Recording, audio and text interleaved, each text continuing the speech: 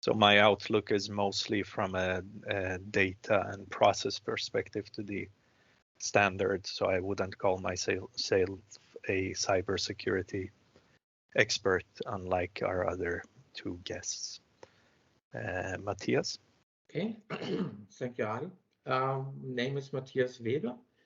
I'm here with Roben Automotive, and we're supporting our customers in the automotive area with cybersecurity. We have multiple people here doing this topic. One expert, for example, taking care of type approval and these areas. I myself, I'm more in the area of the system architecture. So, and also regarding cybersecurity, the aspects of system design regarding cybersecurity in automotive. Okay, Eden. Thank you, Matthias. So, hello everyone. My name is Eden Ben Shabat. I work in CYMOTIVE Technologies. We have two offices, one in Tel Aviv, Israel, and one also in Germany. I've been working in the last years about vulnerability management. We have our own solutions for vulnerability management for OEMs, vehicles, for the entire life cycle of a vehicle, and suppliers, of course. I'm also a member in the ISO 21434 and UNECE committee, so we try to be always up to date for that. And also, of course, member of ASRG. So today in my talk, I'll try to focus on the challenges of vulnerability management regarding the ISO and what the OEM, the suppliers, has to face with. So that's about me. Great, thanks. And to have some tempo, Ali, you're out first.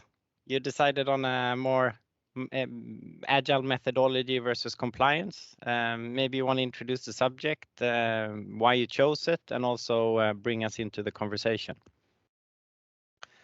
Yes. So what is very interesting from my kind of viewpoint is as I said, the data and process management, and then now when we look at the customers that are looking for a cybersecurity solution, the agile methodology and self-governing teams with quite a lot of end-to-end responsibility for a feature, for example, is quite commonplace, no matter if it's OEM or suppliers. And also you have this interaction across organizational boundaries, so which means that the analysis and the assumptions and requirements from one organization needs to be distributed to other organizations, and also the results and verification should come back from a cybersecurity perspective. And what I've seen also working with functional safety is that, I mean, one challenge is to get this work and data flow working smoothly between these boundaries. And also the competence is a big question, because usually you need to have a lot of competence spread in your organization, or maybe some kind of super users that can help the different parts of your organization to acquire this kind of expertise that is needed from cybersecurity perspective. So the question I want to raise here is, what do you see? How do you see this will evolve, and how can these kind of competences be kind of managed in the best way, and also the communication between the organizations? It's quite a broad topic, but I hope we can get some insights into that. So I just opened the question. I don't know if like Matthias or Eden want to start saying something about it. Yeah, I think we have the same development here like we have in functional safety. So in 2011, we got a standard, which was not acknowledged, let's say, in 2011. Then we got a phase which was a bit grayish, where I said, okay, you can go for a safe product or the standard. And then 2014, something like that, people said, now we are really 3 years down the road. You really need to follow the standards. Yeah, you need to implement that stuff. We need to distinguish here, I think, for big companies. Yeah, so the OEMs and the big tier ones. I think they are part of the committees. They work in that, and they, by nature, adapt the processes to the standards. So you will get teams there. It will be interesting in smaller companies how they handle it, because that's really the effort they need to do. And yeah, it's how should I say? It will get enforced now. My topic, which I will start in some minutes, it's, for example, the UNECE 155, who simply asks for that. You need to have it going for type approval. So at the end of the day, you will learn fast, you will learn hard, or you go out. That's a bit my opinion. I agree with you, Matthias, and it's a for to also get involved. I agree with you. It's also some of the main challenges that we see that also connect to my topic afterwards. It's the challenge that each OEM has to not only communicate inside the OEM itself. There are some really big OEMs that has their own brands, their own different brands inside each OEM, and they have to communicate inside of it. And sometimes they don't want to share the data and communicate between them. So it's even more challenging. And not only that, we know that each vehicle contains many suppliers. It's not just the OEM and its brand itself. It's also many different suppliers. If it's a big supplier or smaller supplier that sometimes also doesn't want to share its own data. So it's always challenging to try to monitor and detect all of those things and to see those gaps. So that's, I think, when it comes to mind that everyone has to like build themselves some asset management for that. They have to use tools that can collect all this data, and everyone has to participate. It's, as you say, Matthias, because of the regulation, they can decide not to do it, but then their ECUs and the vehicles won't be on the road. So it's up to them. It's slowly improving, but we still have a lot of process in it to get to the great point.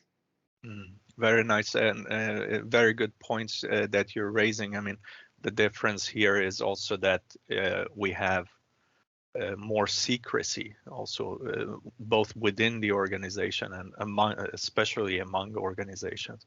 We see even that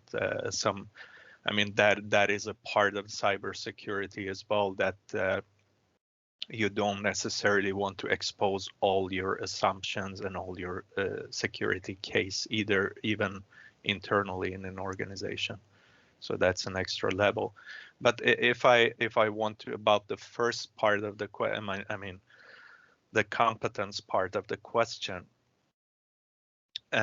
what I see is still a question mark in a lot of organizations when it comes to safety, is that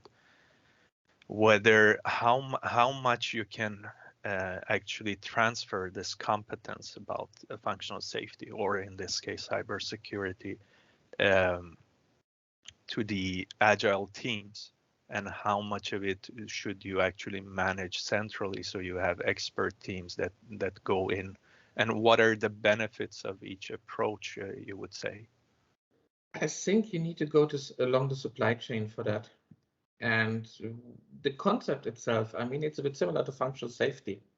The cybersecurity concept, the main defense, is on the OEM side.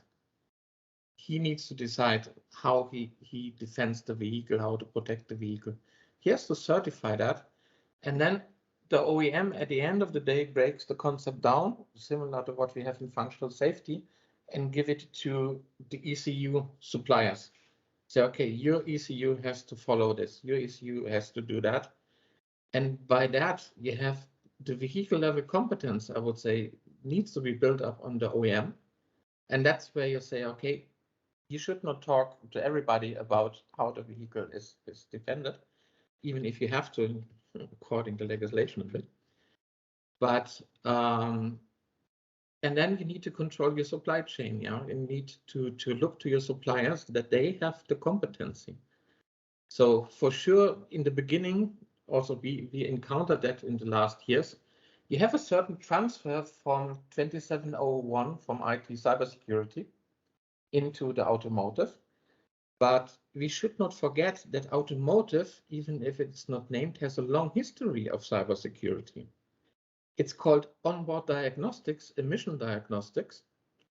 And the first hackers of cars were chip tuner, because they changed the parameter of the car to get more power out of that, maybe violating the emission laws, but that was what they did. And so there is a certain competence in automotive already based on this OBD experience, how to protect systems. Of course, now with connectivity, we bring it to the next level, yeah, that it's in the internet and it's accessible all the time. That's a tech window we didn't have before. I really agree with Matthias about, I think it's really a great answer. And also, as we see it, as you asked, Gali, is that the OEM is the one which is obligated to choose their own way. It means that, for example, we are, as a cybersecurity company, are not the one to decide to any OEM which action to take. They are the one,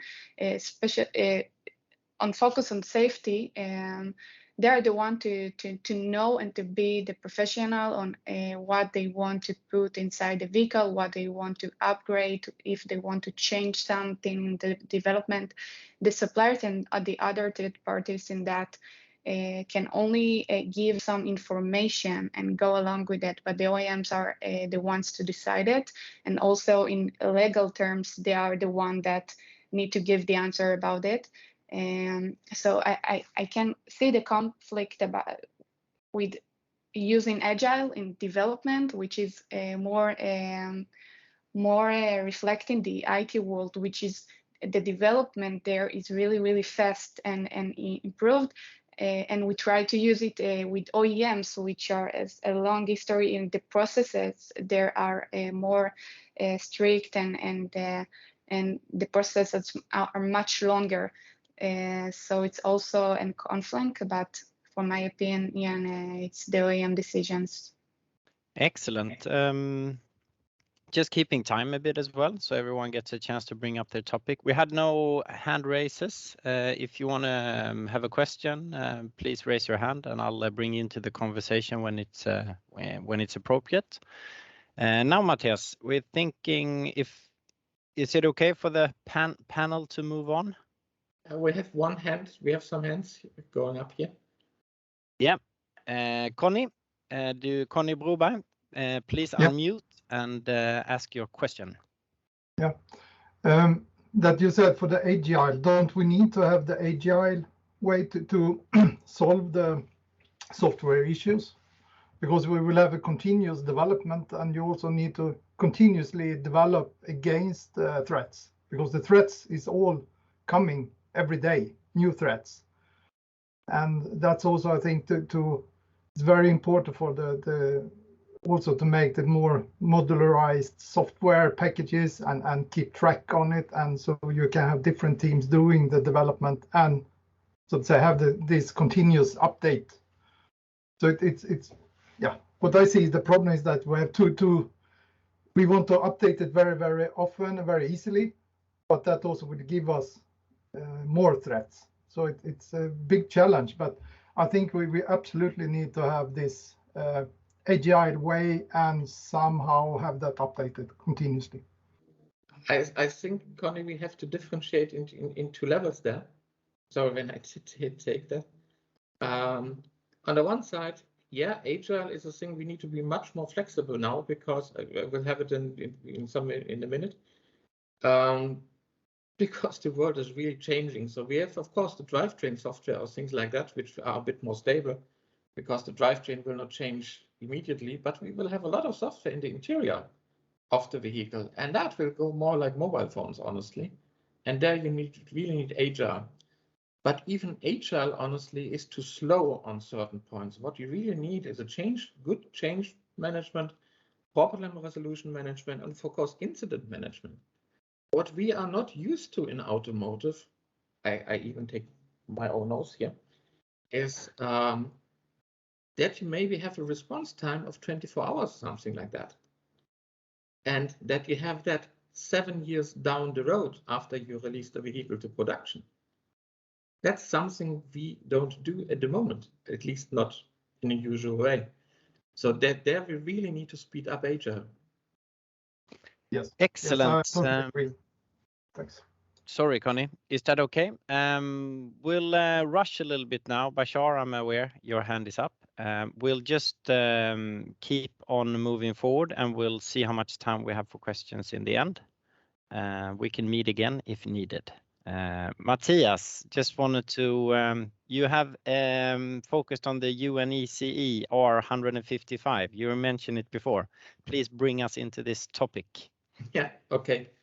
So one thing that happened last year is, of course, the 21434 was released.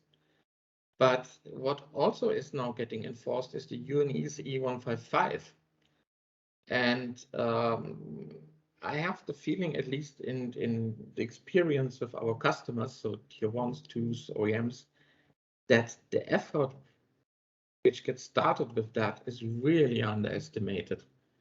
For me, 155 is a little game changer. That's why I selected the topic here for the discussion.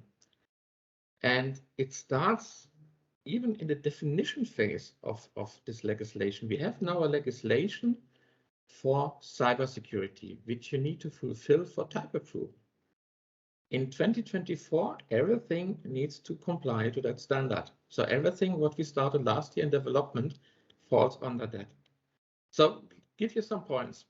In the definition of the words, 155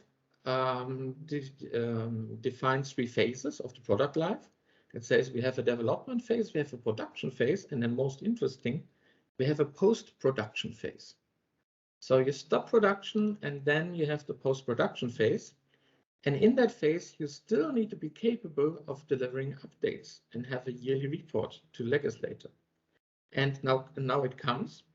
The post-production phase ends with the last vehicle.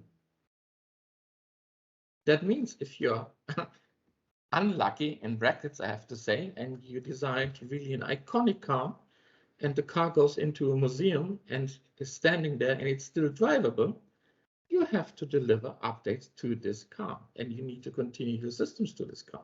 Something which we don't do at the moment. We still call it aftermarket. So we have a production, we call it aftermarket. But what is changing now is this aftermarket period is the lifetime. That's where we do the updates. That's where we sell features, functions. That's where we make money with it in a way which we are not used to today. And to give a bit more detail, the 155 asks you, for example, that you need to have a cybersecurity management system in the company which goes along the complete supply chain. And you need to certify that. You need to get a certificate as an OEM, which you need for the type approval. And in the type approval, you will have document checks. You need to get a certain package of documents. So you will check if you have estimated the risks along your supply chain, that you have taken measures, that you can detect and respond attacks to your car. Something which is also new, I would say, that you collect data in forensic quality, that you can, how should I say, look on attempts to hack your car, so successful or not, and for sure what tests and results, what tests you have done, and you need to deliver the results to the type approval. So when we now say that you can't say too much yet, this reads a bit like the OBD legislation for emissions. You have to disclose to the legislator how you take care of cybersecurity and what you have done, and also of the measures. And the legislator on the other side is by 155 needs to be committed to have the people in place which are capable to judge that if that's good enough or not. So I would say it's quite a game changer what we have here. And my question is more or less, are we ready for that? Eden, what do you think? It's funny that you asked that, Matthias, because I was participating in a conference last year at Bonn in Germany, and they had that exact question. In the beginning of the conference, they asked all the OEMs and the suppliers there if they think we are ready for it, if they think we are ready to move forward with the open source software and the development and to get improving that. So in the beginning, most of the audience said yes. And after 2 days of conference, which they show all the challenges and problems that we might have, most of the audience changed to no. So it just remind me that they were honest. It was anonymous, so they just were honest and said no. So I'm not the one to decide if they are ready or not. You know, it depends on the OEM suppliers, and it's really one of the challenges is that most of the OEMs, it's a reorganization for them. It's require reorganization, new cybersecurity culture, new processes in really short amount of time. You mentioned the dates for everything. And also, it's funny that you mentioned the SOP phase, because it reminded me not about SOP, but on daily basis, we can see that some OEMs, I'm not going to mention the names, but some OEMs publish some new vulnerabilities that they found inside their vehicles, inside their VCU, and publish it over the internet. And I'm always wondering to myself, okay, so they feel confident enough to share this information because they've done a over-the-air update or something, but probably so many cars are still on the road with those vulnerabilities, and those OEMs are the one to share it. So it's a combination of two things, like to show that, to be confident that you can do for yourself cybersecurity as an OEM and share those kind of things, but it gives an attacker, even if not the vulnerability itself, but so much data and information about those ECU, about those vehicles, and it's also in terms of safety. I don't know what happened to the end user which still use those vehicles. How do you monitor this kind of stuff? How do you still responsible to that kind of users and vehicles? So I don't have like a straight answer, yes or no, but it's really a long process and really, really challenging that term. Yeah, that's what we see at the end also, what I see. Some of the OEMs are in really good shape, as you said, and have systems in place, change the business model and things like that, adapt to this cases. And on the other side, we also see customers which say, oh, we do FUSA, but cybersecurity we will do when we get a project. And I think, honestly, seeing the list now of requirements what UNECE puts out, I think when a tier 1 or tier 2 starts with a project which goes 3 years later into production, that's too late. Yeah, you need to build up this capacity, this processes, this adaptation, these capabilities. Even if you don't have a project, you need to be prepared when you get the project, so you can be successful in that. And that's a bit, I think, a big underestimation what we do at the moment.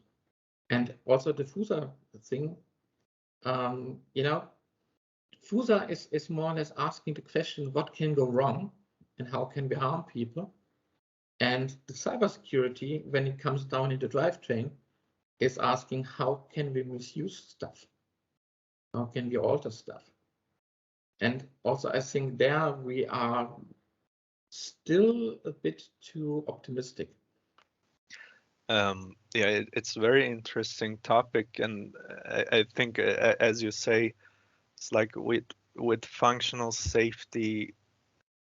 I think the approach has been to be quite conservative on the core functionality of the vehicles, and I think that would be the way to go.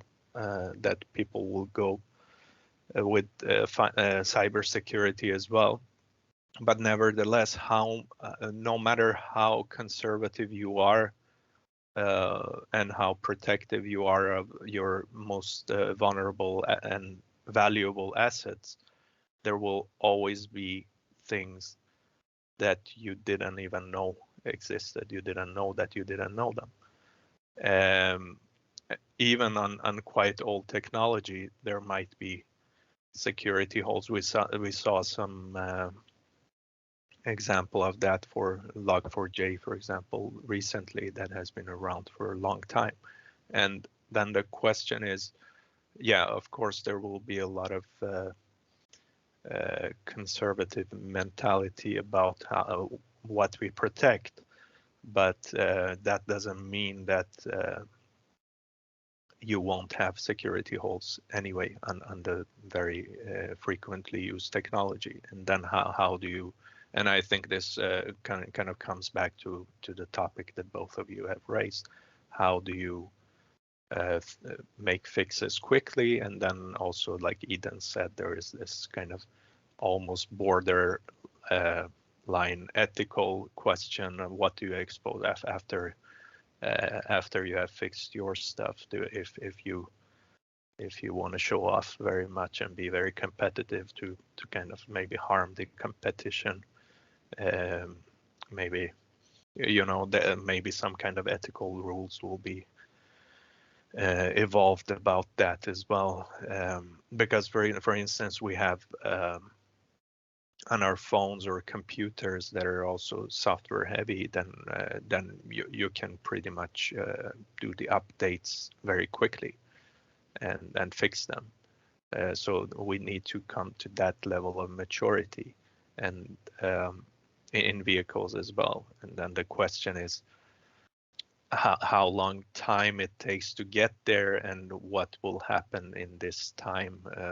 I mean, there will probably be a lot of firefighting in this area for a long time until we learn. Interesting. I wanted to move to the last topic, Eden, to give you time as well, as you prepared. Do you want to present your topic and take us into the discussion? Yeah, of course. How much time I left? So I would know. 12. Okay, thank you. So my topic here, it's all connected together, so I don't want to repeat on things, but my topic is on vulnerability management as part of the ISO 21434. To introduce a little bit about this topic, I just want to mention again that, as we know, vehicles are fastly becoming really sophisticated computers on wheels, and are really great targets for attackers. They have many interfaces such as Bluetooth, Wi-Fi, GPS, the OBD itself, some physical interfaces, the USB, and also each of that vehicle has about 70 different ECUs, if not more, and each ECU has its own operating system. Many of them are Unix based and with a lot of open source software. So it's only increased the chance to remotely attack a vehicle or even entire fleet. So it's really a big amount of data that each OEM and each supplier has to deal with. And not only that, I want to connect to what Connie asked before about the updates, the challenge of the updates of software. It's connected to the phase in the regulation of the decision of the mitigation recommendation, because which update do you decide to do? It's really a big topic, because first you have all the vulnerable software. So, okay, you know which software are vulnerable, and from our experience, we can see that many ECUs has about 1,000 vulnerabilities each time, and every day it's only increasing. So you can track exact which ECUs has how many amount of vulnerabilities, and then you can choose only the 100 critical of them, which is also a really big process. And then, okay, you saw the critical ones, but how do you decide what to do with it? It can be in several ways. Once you can decide to ignore it because it's located on part in the ECUs where the vulnerability requires some privileges, and you can't to connect to this part in the ECU, you have to use high privileges. So that's one way you can ignore it. Then maybe you put some security concepts. So even though, for example, I want to give an example. If you remember from the Tesla, the T-bone, the vulnerability they found last year, that vulnerability in a software that is called Conman, which they could remotely attack Tesla infotainment with a drone. So it has some impact about Tesla. So it doesn't mean that that's impact, even if you are vulnerable to that kind of software, it doesn't mean that it will impact the same way that it impacted Tesla, because their infotainment had some functionalities, but other infotainments, even though they are vulnerable, doesn't have to have this kind of impact. And then, for example, Tesla decided to change the software. They changed from Conman to other DNS software, and then you have to start to monitor that software risk. It means that we have to take always in mind, and this is, I think, the main point of mitigation, that there is no chance that you won't have risk. There is no chance that you can close all the odds. There is no chance that there is not going to be vulnerabilities. Linux has if you use Linux, you're gonna have hundreds of vulnerabilities each day. It's just that you have to decide which risk you can take on consideration, which risk you can deal with. You can mitigate the impact on the vehicle. So this one way, and also there are also other values to it, not only the risk, but sometimes we give to our customer knowledge about if the software is end of support and end of life. This is also something crucial, because as our experience, we see that there are the software are not regularly being updated, and it's fine, it's embedded systems, but some of the software, even though they might have not so even though they might have a small amount of vulnerabilities, you can find on the internet that are not supported, or the GitHub comment are not regularly being updated. So it's not some software that you want to use, even though it's with not a lot of risk, because when we talk about vehicles and 7 years on the road and even much more, you want to use software that you can work with, and you will have the support and the mitigation plan with it. So that's also something to take in consideration. And I think that the question that I can raise here, because this one of the challenges that we are now facing, is it a general risk model that fit for all, based on the regulation for each OEMs and supplier, or each one of them has its own risk methodology? Because we have one regulation, but still we can see that each one of them acts differently in that way. Let's say it's experience will tell me that they will do all different.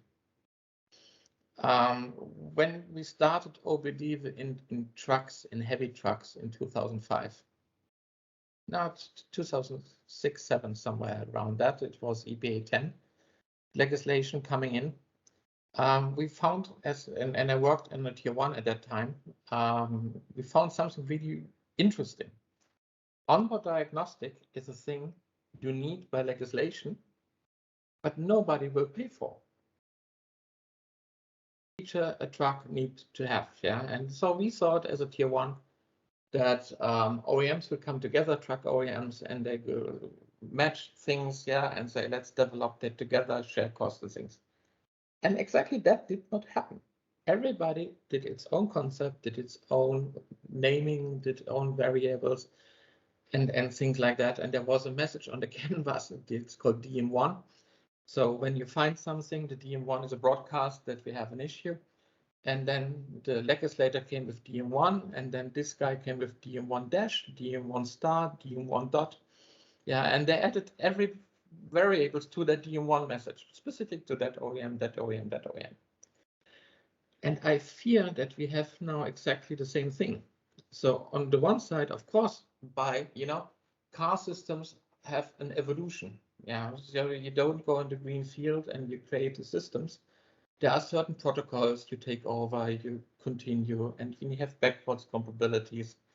And you will see that different ways. I'm quite sure for that. So as a tier one, you need to cater 3, 4, 5, at least systems and models.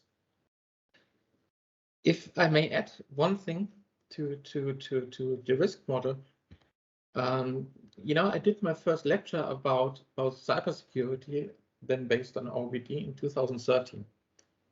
And that time we thought, okay, there will be firewalls, they will protect us, nobody will plug a canvas into the internet, things like that, nobody is crazy like that. In the meantime, we know better. So yes, there are canvases hooked up to the internet. And so I think what we need to come is to a philosophy now when we develop functions, either in the interior or the powertrain area, that we, how should I say, it's a bit negative, but it's not meant negative, that we do not trust so much as we did in the past. So yeah, there's a CAN message and says, do this diagnostic, do this OBD function, but that we get more intelligence in these open functions, that we can say, is it the right moment? Are we in standstill? Make it sense to do it now? Yeah, so that we ask the request, is it really sensible what we're doing here? And of course, in ECUs, which now will come, we will have authentication, yeah, that you have a kind of passport, hey, I'm allowed to flash you, things like that, which we still don't have in all of them. So I think for me, we need to have little walls distributed everywhere. Not the one big one. Yeah, we can have the big one in the beginning of the system, but behind that wall, when that falls, and that could happen, as you said, just remind me, one of my first cybersecurity reviews I had, the reviewer told me, this was some years ago, you know what, I make a picture.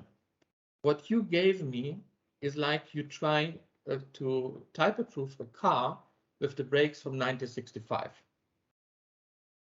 So we were not outdated, we were far outdated, yeah, with vulnerabilities. And so by that, you need to get this, as you said, you always will have weaknesses. So you need to start put little defense islands around, and by that, make it just harsh, because I think at the end, hacking is a business case. So if you have a function which you can quickly go in there, which you can quickly misuse, things like that with an iPhone or whatever, yeah. But if you need to have special knowledge and okay, it does not work quickly, yeah, then maybe we get 90% of the people out of that, and then they're not searching too much for the vulnerabilities. Of course, you still have the guys who have the tools, have the money, have the time, have a task to do that. Yeah, but I think hacking by accident is also a thing we should avoid. Excellent. We're on time. Just want to bring everyone, since you probably lost track of time, since it was such an interesting discussion, for everyone having to leave to their 10 o'clock meeting. I'm sure we can take some questions as well and topics. The last for them, those people want to stay on, raise your hand if this is the case. Otherwise, we'll scoot over to the next meetings. And of course, I want to, before we give everyone the chance to raise their hand, thank Eden. It's, very, very knowledgeable, insightful. Thank you very much. Ali, I forced you to come on this. I hope you didn't regret it. And Matthias, very, very happy to have you on this discussion. Welcome. So with no further ado, I think there's no obvious more questions. I want to thank you all again and hope to see you again in this type of forum. I thought it was very, very interesting.